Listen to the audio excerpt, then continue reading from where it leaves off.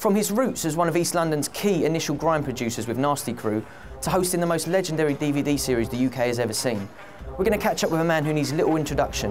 Today, we're going to catch up with Jammer.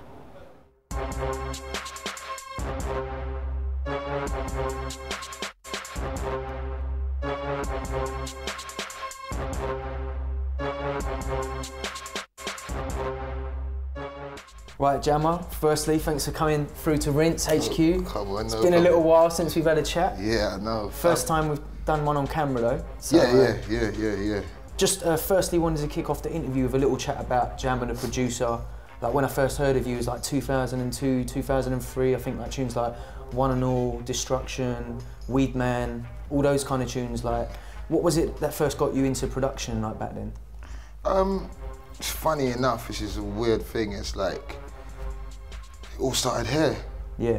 And I think those times I was mixing, obviously I was a DJ. Yeah. And I had a lot of vinyl and I was really into it, but I was just fascinated with how the music got into the record, into the vinyl, like when you put the needle in it and it goes around and it plays, and I always wanted to know. Like the mechanics of how a record works. Yeah, exactly. And yeah, that's what really got me into it. I always wanted to make music and I always wanted to be a part of it. Whether it was DJing, whether it was rapping, whether it was just even being there to give my input, you know what I mean? And funny enough, a friend of mine named Wonder, which was good friends with Flowdan. Yeah. And at that time, I knew of Wiley and stuff like that, and I'd been going Garage Awards and stuff. I knew his music and things like that. This was about like early 2000s as well, maybe even before 2000. So he come over when I got my equipment, and Wiley was down there and he was listening to the stuff I was making, and we just made a tune together. And like from there, they started coming back to my studio as well, and it was kind of like a second. Became like a hangout. Yeah, like it became a hangout. Yeah, could just come and jam there for a bit. Exactly. So yeah, that's how really I got into making the beats and the production side of things. It's interesting you spoke about the basement actually, because in South London everyone talks about how Big Apple Records was really important for like the birth of the dubstep community and the scene that was built up there. Obviously in East you had Rhythm Division, and I used to make the travel up to Rhythm Division to get like the early grime vinyl, all the test presses, things like you, Wiley, Dizzy, Genius, all that kind of stuff. How important was the record shop for like the growth of the grime community, as like, you know, like Big Apple was for dubstep? Was it important? The record shop was a very, very big part of it. Even if you wasn't buying records, you'd be in the record shop hanging out, even if you didn't have the money to Did you meet a lot of people there as well? Yeah, you met a lot of people in the record shops, you hooked up with a lot of people. Sometimes the record might not have been coming out, but if you was in the record shop and you heard about it, you'll be aware of it was coming, do you know what I mean? And the record shop, to be honest, is where I first ever really came across fans. Yeah. Do you know what I mean? People who knew you were. People who knew who you were, people was buying my music. And obviously in those days, as you know, I do Lord of the mics and Lord of the Decks and stuff like that. We was kind of we was the first people to put visuals to the grime scene and put cameras to faces, you know what I mean? Barring A+, you know, A+ was doing it as well alongside us. But yeah, we was putting visuals and faces to the MCs and to the voices and to the producers. So after that, it became a thing like, okay, people were knowing what we looked like, but before that, you know, no one ever knew anything. Remember, it was white labels. It was just jam out, test press, to do the white label. A little while after that, you start doing printing out labels and stuff like that. Your face might pop up in Rewind magazine. Yeah, exactly. So there wasn't really no identity with the, you know, finding out who was who, and and that's why I think, in a way, not that it was better, but it was a lot different, and you had to be very, very unique in those times, because nobody cared what you looked like or what you had on or what you wore. It was all about how you sounded on radio or on a record. On a record, that's what it was about. But like I said, everything has to progress, times change, and things move on. So if we fast forward a little bit to like 2004, 2005, you began to emerge as more of an MC than a producer DJ. Yeah. Was your move into MCing like the sum of people like Dizzy and Wiley signing major deals? Suddenly everyone's looking at them as like I want to be doing that, or was it more that something you were always into and you were always just going to become more of an MC along the line somewhere? I was always into MCing full stop, just from the bashment background, and growing up, just in my whole life been around MCing and spitting or DJing, because in Jamaica they say you're a DJ if you rap, you know what I mean? Yeah. Over here they call it disc jockey to play records. And I was producing for a lot of people and everything, and like Kano and D Double and the whole of the Nasty Crew lot, and I was doing a lot of stuff with Wiley, and you know, just getting my name out there as a strong production company and a strong producer. And obviously I had other producers working with me, like Bigger Man and Louis White and all the team, do you know what I mean? And that's what I was about, you know, I was that production powerhouse that you come to get the joints. But as time went on, you know, and unfortunately as Nasty Crew became to deteriorate and broke up, you know, everybody knows the story, or whatever they heard the stories or what's not like that. Like me personally, I'm cool with everyone, you know, in the crew now. Do you know what I mean? I ain't got nothing against no one. And me and Marcus has come to our differences and stuff like that. And then that's when I started doing the, you know, the little Neko and you know, busting them little rhymes and stuff like that. And first, everyone was not really sure about it. And a couple people, like even Ratty, who I do Lord of the Mics with, he was like, nah, stop spitting, man. Forget it, just get back to the production. I don't think it's working for you. And you know, a couple people was like, nah, I don't really like it, or what's not. That's why in my music now, I just do what I feel. If someone says to me, I don't like it, I think, all right, you might people will like naturally just do what feels right. Like if that's what they want to do, then music's a form of expression. Yeah, definitely. You can't tell someone to not do something if they want to do it. That was the best way for me to express myself, and up to now I think that's the biggest record I've ever had. And you know, obviously sometimes when you've got a big record like that, everybody wants to see another record that's going to have that same impact or whatever. And I think I just started MCing because it was just it was the right time. I never really had all the MCs coming to the studio, and I had a lot more time on my hands.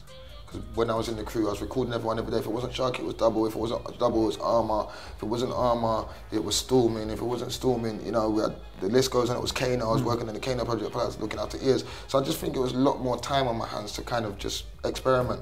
And I think it was the best thing that happened for me personally. Because I've done a lot, I've seen a lot of places, I've travelled a lot. I've grown a lot as an MC. Some people might hear me now and think that's not even the same person. But obviously I still got my hype energy side to me, but I'm 30 years old now. My music's got to be saying a lot more.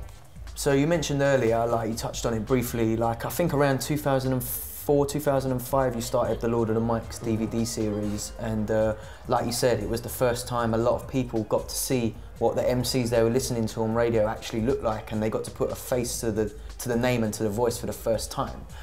For the fact it was the first time a lot of MCs were even on camera, like were any of them nervous when they were coming to like the basement to do the clash? I think anyone clashing under a camera, under the spy hole of a camera, it's gonna tick off your nerves to an extent. But like I said, Wiley has been, you know, used to doing the clashing and been in the scene for a little while. So I wouldn't say he was nervous, but obviously when you're going to do something and you don't know how the outcome's going to come, you've always got, you know, you're always a bit shaky with it. But Kano, on the other hand, I wouldn't say he was nervous as he was scared, you know what I mean? But he was clashing the biggest person in the scene. He had just came, he was the new guy, you know. After Dizzy, he came, you know, and he was the big phenomenon. It was like, Kano, oh my God, he's the one. The next one, Boys Love Girls. After I Love You, you know what I mean? So he was clashing Wiley, and that was a very big thing. And at the time, for me to even hook that up, you know, for him, it was kind of surreal. It was kind of, you know, is this really happening? And I was like to him, look, right now, the best thing for you to do would be have a battle with Wiley, because that would show people how good you are, do you know what I mean? Lyrically, yeah, lyrically and everything. I believe that you're that good, and everybody believes Wiley's the best. So if you clash him and show your levels and you stand up against him, people are going to respect you forever. And that's exactly what happened. So yeah, they battled, and Kano was nervous. Even if you watch back a bit of the footage now, at the beginning of the footage, he was a bit nervous. And I've got footage that is unreleased before the clash even took place, just man bantering and picking the beats and stuff like that. You can see Kano was thinking about it a lot, but you know, at that time being an MC, I don't think I wouldn't not be scared if I was clashing Wiley. Yeah, it's like I think as well, because back then no one really knew what it was going to actually do for their career. Whereas if they come down now, it's like I've got to be. This is a break, make or break. This is serious. So even more soul pressure now, innit? Yeah, because they've seen what it's done, and you know, it lives forever. Them videos live forever. In true grime style, you're no stranger to a bit of beef, a bit of Twitter beef. So how much of the beef is real and how much of it is just like a bit of banter that gets taken out of hand by like the people on the internet blowing it out of proportion? Yeah, I've been in this scene a long time. You know, I don't think I'm Superman or anything, but the level of respect a lot of these artists have, you know, and have for me, it could never get to where they just come out to me and just start violence, you know, or just hit me or anything like that. And I'm a very outspoken person, as people know, especially on Twitter. You know, if somebody says something to me or whatever, I think they're out of place or they're being out of place, I'm going to put them in their place, what I'm going to say, because that's the role I've played. I've put myself in that position to be that outspoken person that's going to correct or tell someone whether they're, not whether they're right or wrong, but I'm going to speak out, and that's the type of person I am. So, to an extent, there's certain things like with the thing what's happened with me and Cozzy. You know, I don't hate Cozzy as a person. Do you know what I mean?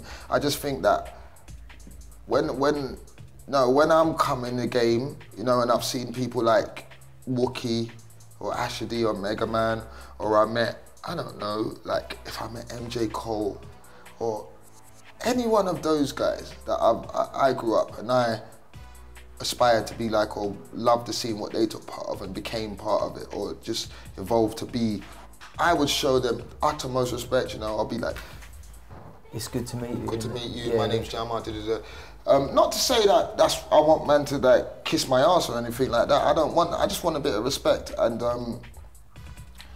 in the same respect I give my elders and my peers and stuff like that. So I just think it's respect levels.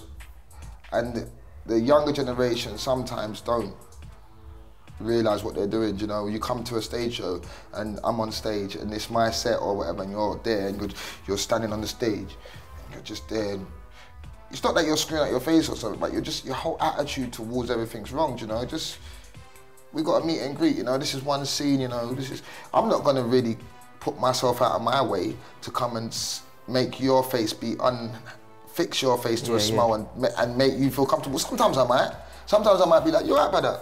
Yeah. I don't know, just to let them know it's not that type of thing. But you know, I've been doing this for over 10 years, and I don't think it's my place to come on the stage with this work that I've been doing for this long, and you wasn't here to come and make myself feel. Do you know what I mean? I think it's for you lot to come and show you respect. It's not licking ass. It's just respect levels. You heard it here first. Yeah. Big up. Big up. Rinse FM, know what it is.